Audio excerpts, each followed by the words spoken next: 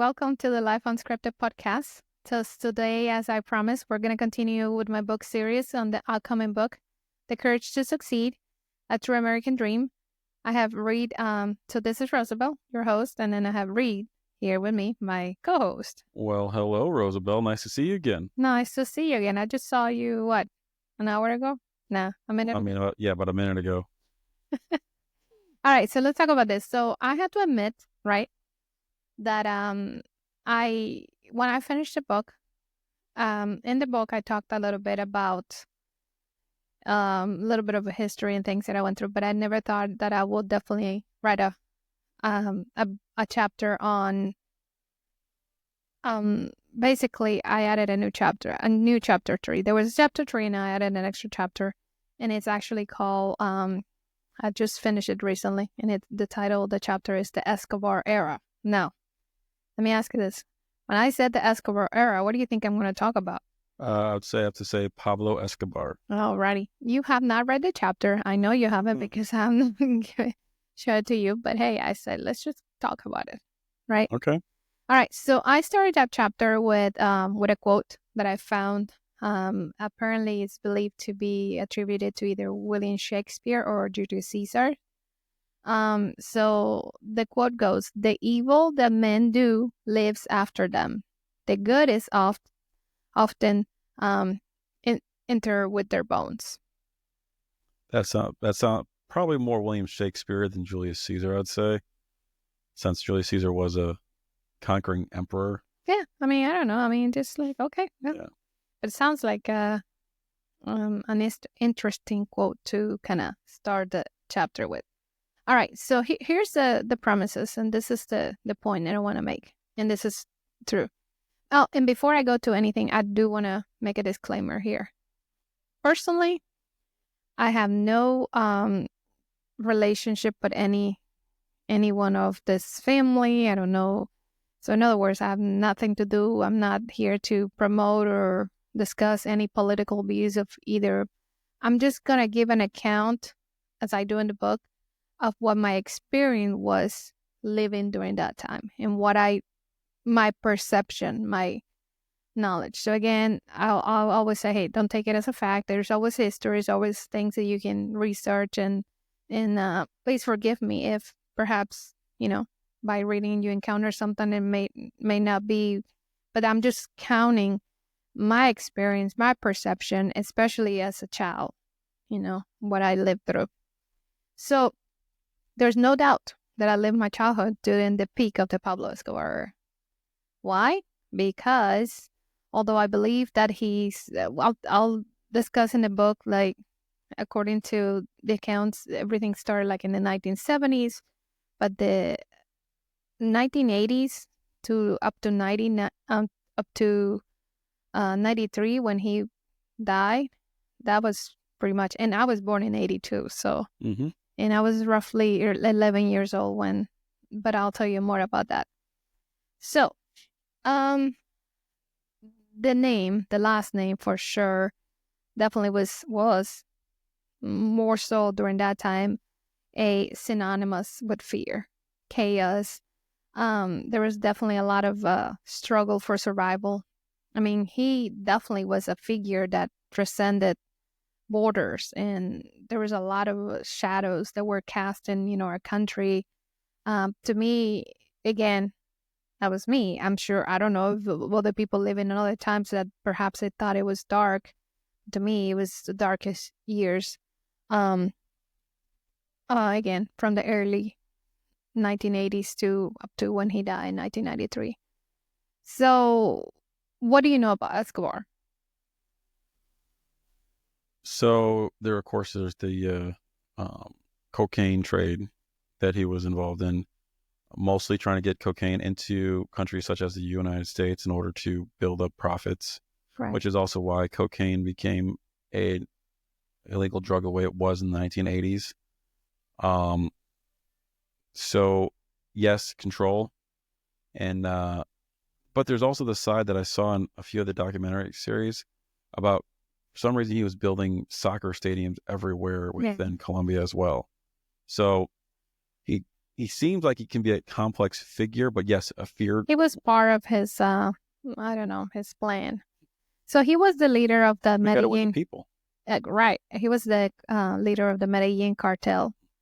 And again, he not only transformed the global drug trade, but also the biggest, yes, you mentioned that there's that part, but then there was Colombia was during that time was unparalleled violence. There was a lot of corruption. There was a lot of despair. I'll tell you what I think. His story. This is not story of just a criminal empire, but also a time when a nation was on the brink. I mean, it started in 1970s, but I'll tell you this. I don't know if you knew this. In the 1980s, there was a big something happened. And that's when apparently he builds this sprawling cocaine network that stretches from Colombia to the U.S., right? Mm-hmm. And so that's when he starts to establish himself as one of the wealthiest and most influential figures of the planet, right? Through the Medellin cartel, he floods the U.S. with the cocaine and so on. The thing with this is um, his wealth, then what it did was enable him to influence Colombian politics, right? Law enforcement, politics, media. And then he started, so what you mentioned, there was a calculated mix of fear and philanthropy, right? Mm-hmm. So again, when 1982, when I was born, he's like, okay, he got a political aspiration. So he just literally, can you imagine he was elected to the Colombian Congress as an alternate representative? So for many Colombians at the time, I'm sure this was a shocking and bitter pill to swallow, right? I mean, you got a known drug lord, right? Mm-hmm. Now a member of the legislature. And then what he did, I believe, was he used this newfound political position to heal his criminal activities, from, the public image, And so he found this, there's this mix of benevolence, and he founded this housing projects and for the impoverished communities. He, like you say, he supported local soccer teams. He financed public works in Medellin. And so what he did, he was just earning the loyalty of many because he knew, And so, but that was just a calculated effort to amass greater power, while he deflected the attention from his growing empire. And then, of course, despite all the evidence, of his crimes, the Colombian government, in the initial response, it was very slow. There was no, it's a lot of corruption. When I was, I guess, 1984, I was probably, 2 years old. Then they had a deal, right? So the government and Pablo Escobar make a deal.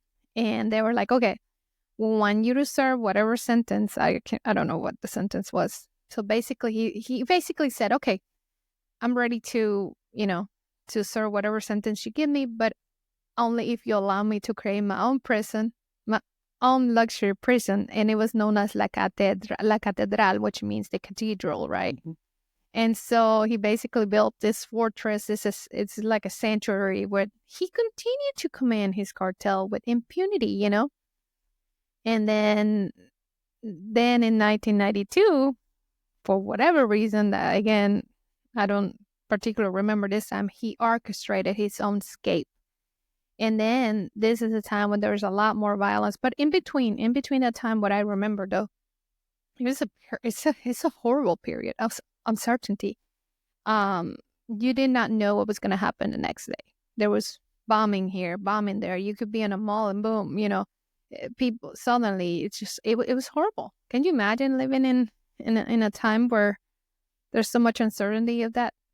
I mean, have you ever remember living through that, something like that here? Uncertainty. I mean that kind of uncertainty where you just going with your family to a mall, you're going to, public, and then suddenly every explosions, not like that. bombings. Yeah, Not exactly. Like that, no. Exactly. So, yeah, so the whole country of Colombia literally became battlefield, He just literally just unleashed a reign of terror, because he did not want it to be extradited to United States. So campaign included bombings, assassinations, mass killings. I mean, it was horrible. And I do remember, and I think there was one thing I remember, and I was about 11 years old. I remember vividly. I was going to school, and then there was you saw the news? What happened? He he literally bombed a flight. He's just like boom. It's horrible. And then something I mentioned in the book, that was the assassination of one of the presidential candidates. Luis Carlos Galan, and that was one thing that was horrible because here we were just kind of watching, kind of like, whoa, now it's interesting, kind of like what we saw with the Butler, Pennsylvania. When Trump was. Mm-hmm. Of course, it didn't get to that, but imagine you're just watching, a candidate, kind of give their remarks, and suddenly somebody just starts shooting at him and then literally kill him from it. It's horrible. And so, to me, I mean, that's those events definitely left a mark in the nation's psyche, and then also in my young mind for sure. So this guy, Pablo Escobar, definitely was at war with, he didn't want to. There were so many songs that, one of the songs, I don't know if he invented it or what, but it was a song like that said, "I'd rather have a tomb in Colombia than jail in the United States," or something like that. He did form, by the way, he had a coalition of drug lords. Those were called los extraditables, meaning, I guess, those who were in line to be extradited, and the ones that were fighting against it. And basically, their goal was um to avoid that, and they were doing everything so they would never, they would never be extradited. So a lot of lives lost. Public space were not longer safe. Entire families became literally collateral damage, and it was a war that felt endless. But then, of course, um, during a new presidency, Gaviria. By the way, I think this president somehow had, I don't know if he had some, because Pablo Escobar. Do you know that his full name was, well, I don't know the middle name, but his name was Pablo Escobar Gaviria, and then the new president's last name was Gaviria, the one that actually struck a deal with the U.S. and something, and they basically capture him and whatnot. But it was December 2nd, 1993, and I'm telling you, it was all televised. Can you believe that? I mean, it was televised. I mean, the how he got killed in the rooftop. I mean, I can still remember. It was like watching a live action movie, unfolded in front of the eyes. So yeah, definitely a lot of scars that still run deep, I'm sure, especially in those people that were a lot more, that were closer. I personally I did not live in the middle of the country where, Medellin, Bogota. I live on the coast, so it's a little bit removed, but still there's a lot. Yeah, and that incident though, where he was killed, is a very interesting one because it was an incident that almost didn't happen. Because I guess the U.S. and the DEA were trying to get permission for them and the Colombian military and police to actually move in, and I believe he almost escaped. Yeah. Due to the lack of receiving authorization to actually move in. What I remember is that they intercepted a call that he did to his son outside, and he was in a barrio popular, in a populous, regular, um, you know, and he was Community. exactly, Mm-hmm.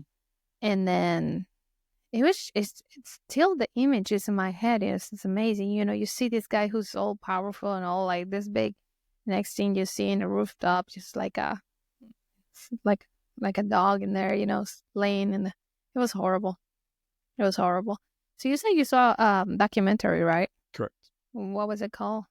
I'm sure I've seen so many. I'm not sure what the actual name of it was, but it was one of them was going through the actual Mm-hmm. DEA, and they were trying to get permission for them and the in the CIA portion Right. of helping. I think it was a History Channel. Mhm. I'll tell you this much. I know that there are some series out there. I heard about Narcos and this and that. I'll be honest with you. I'm not interested one bit in seeing anything that because what's the point? Just to see all this terror and things. Me personally, I wanted to distance myself from anything because it was too much.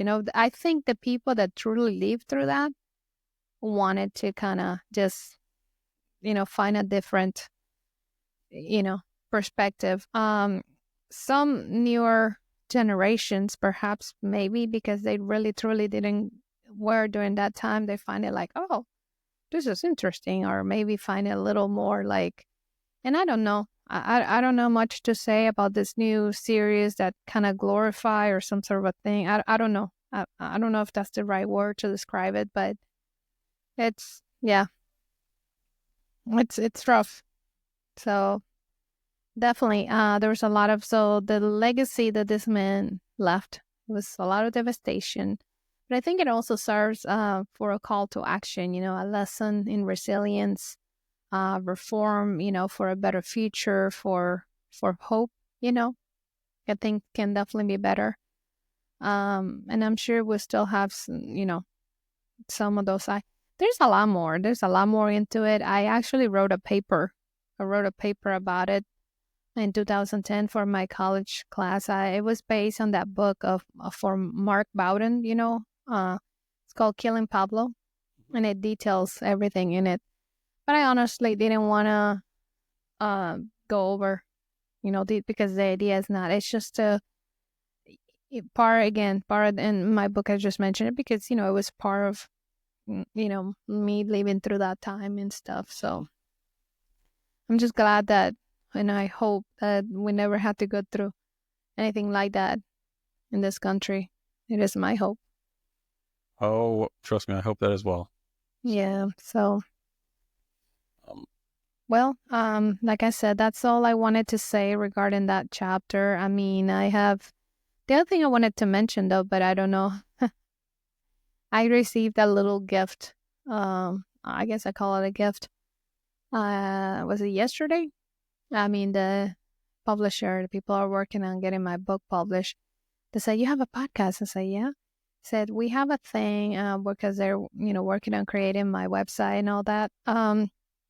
They said, "We had this other websites that we created for our clients, and we have something called, it's kind of like a book review, and I think they call it Deep Dive, and they have I don't know exactly who it is, but they have like a conversation. They did what they call a deep dive on my first two chapters of the book. I don't know. Do you want to hear some of it or?" sure. All right, let me see if I can find it. I think I have it right here. Let me see if I can put it in. Let me see. Let me see if we can even get some audio to this. Probably not because. Oh, no. I think I won't be able to play it. Let me turn this off.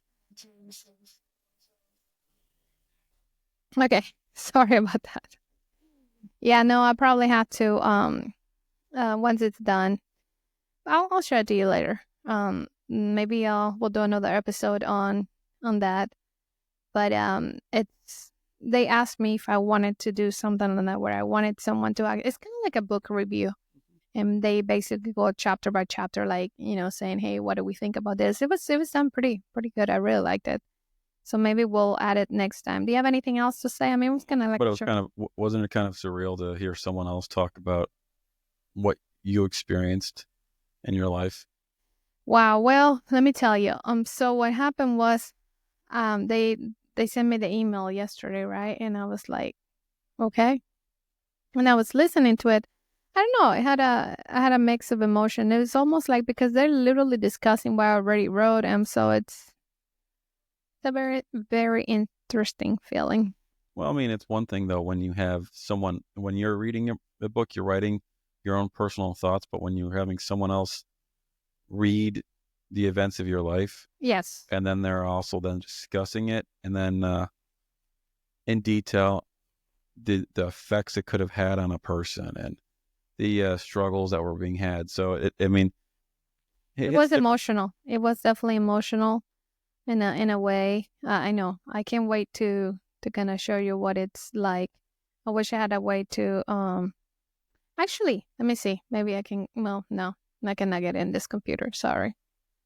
Yeah, so what it feels like is it's a different perspective. Mhm. And also what made me think was at that time it was like, well, I never thought about it this way, and how other people perceive those things. I think that's why I like the idea of discussing these chapters because like I have always said, for me writing, it's been therapeutic. It's been part of my healing process in many ways.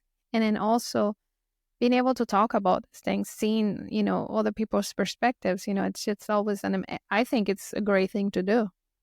So I'm always grateful and thankful. And I love what we're doing here because the way mm, I'm loving it. I'm just having a lot of fun. Honestly, I'm enjoying doing these conversations with you because this is not meant to be. I'm not looking like, oh, I'm gonna create a podcast and I'm gonna make money or whatever. I mean, I don't have any. Uh, what do you call that? Sponsors. Sponsor that? Yeah. No, this is just more. I'm actually enjoying it. Just having these conversations.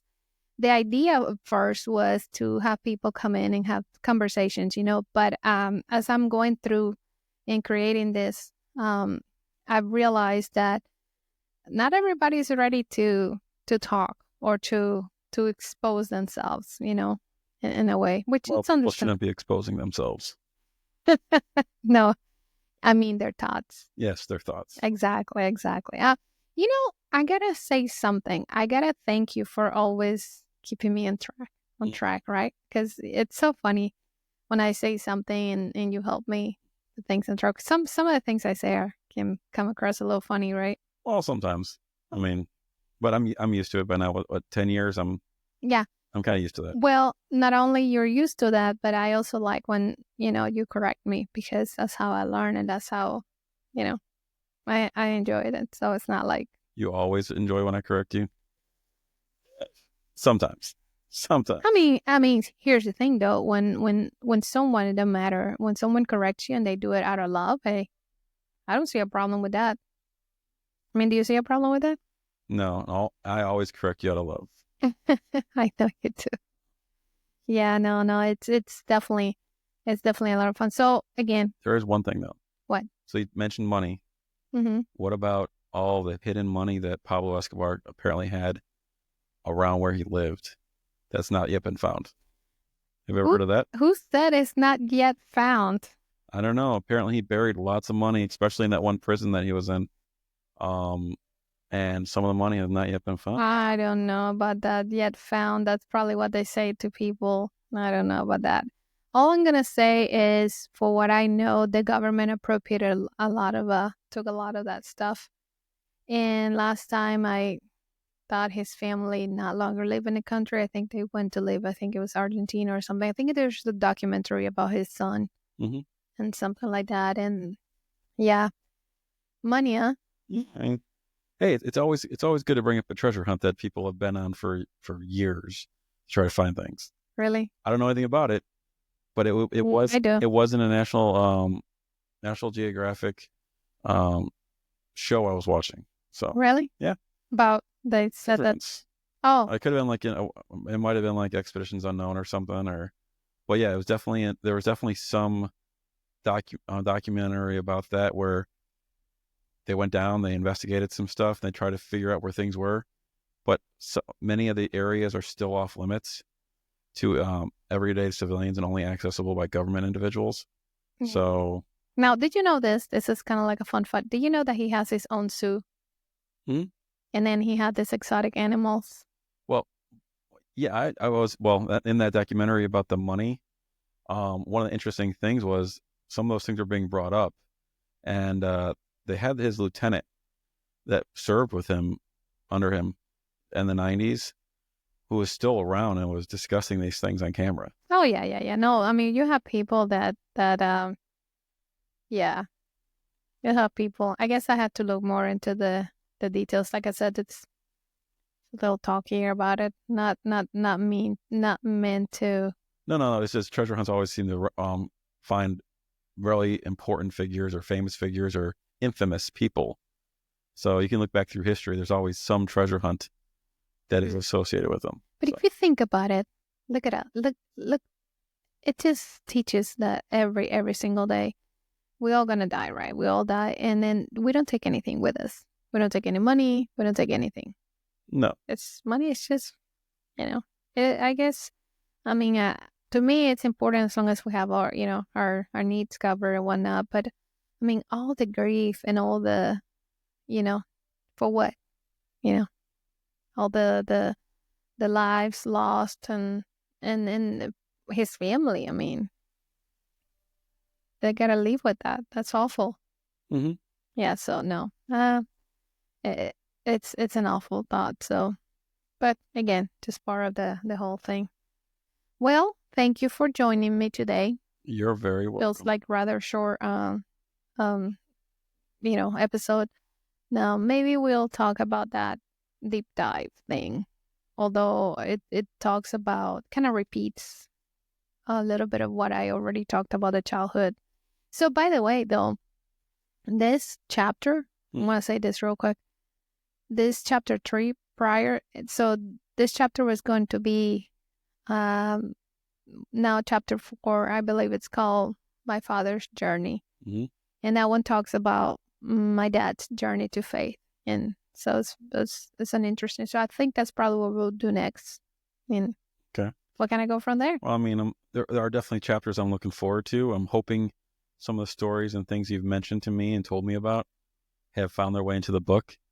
Because if not, eventually I'm going to have to ask you those questions. What are those? Well, I want to know about the martial arts stuff and if that's in the book. You know what? Yes, it is. Okay. Yes, it is. Yes, indeed. Yes. What else? Well, that was definitely one of the big ones.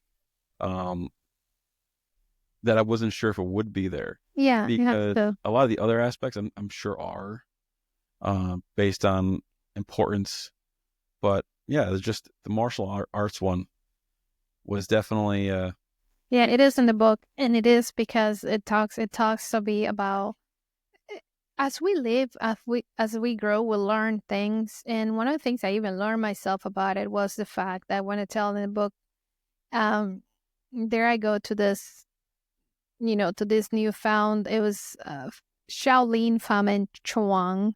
It's Shaolin, right? It's like Kung Fu. So I go in, I interview with this master or whatever. They give me a place to live. We'll talk about the details later. But it's interesting because I saw them. That was the first time I met him. I said, so he tells me about all this ranks, the different belts and stuff. And one of the first questions I have for him is like, so how long would it take to someone to get to a black belt? And I said, well, he said to me, if you practice every single day, and when he said every single day, he meant Monday through Sunday, and you practice really hard, you could probably do it in a year, the way they were doing it. And when he said a year, immediately it just went to my head. I was like, okay, I'm going to do it. But I guess that was just more like an estimate, or, I mean, it was doable. It was definitely, I mean, I did it.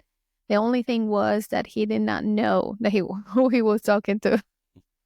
And then later on, he becomes like, okay, no, I think he didn't want me to.